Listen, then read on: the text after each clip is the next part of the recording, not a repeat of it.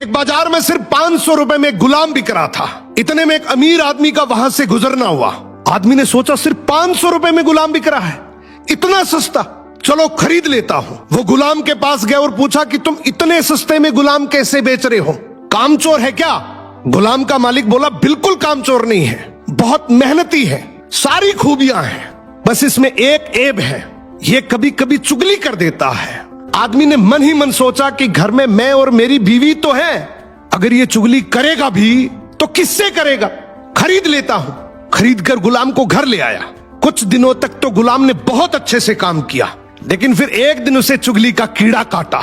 वो सबसे पहले उस आदमी की बीवी के पास गया और बोला, मेम साहब आपको पता है साहब का बाहर किसी औरत के साथ चक्कर चल रहा है। ये सुनते ही औरत सकते में आ गई और जोर जोर से रोने लगी। गुलाम बोला, अरे मेम साहब आप रो मत, हिम्मत रखो, मेरे पास इस चीज का पक्का इलाज है। मैं एक बाबा को जानता हूं जो आपकी इस मुसीबत को जड़ से खत्म कर देगा। आप बस एक छोटा सा काम करना, रात को जब साहब सो जाए तो उनकी दाढ़ी से कुछ बाल काट कर मुझे दे देना। औरत तैयार हो गई। फिर वो गुलाम वहां से उठा और आदमी के पास गया। उसने बोला, साहब क्या आप जानते हैं मेम साहब का बाहर किसी आदमी के साथ चक्कर चल रहा है। ये सुनते ही आदमी आग बबूला हो गया।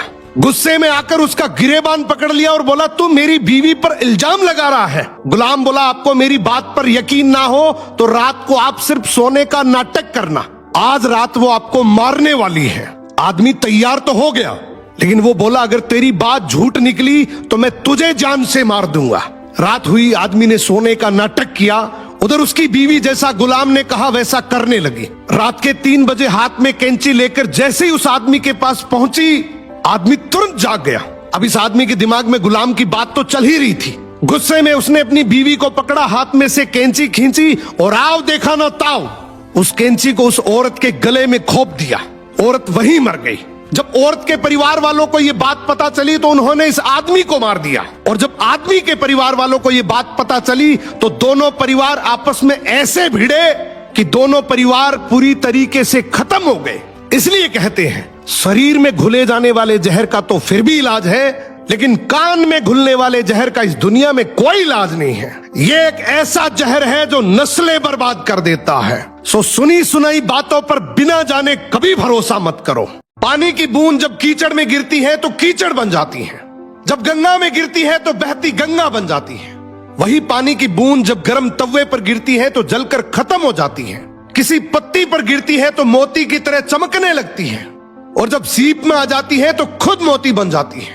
पानी की बूंद तो वही है, बस फर्क है तो उसकी सराउंडिंग का।